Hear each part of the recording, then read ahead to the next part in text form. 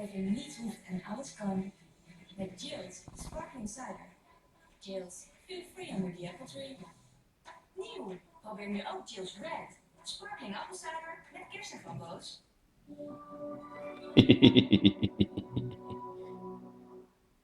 Hij staat aan het begin van zijn grootste en gevaarlijkste avontuur ooit. Dat is een voorraad. Dat is bizar. Johnny Depp, Penelope Cruz in de grootste tv-première van Pirates of the Caribbean on Stranger Tides. Morgen om 8:30 bij SBS 6.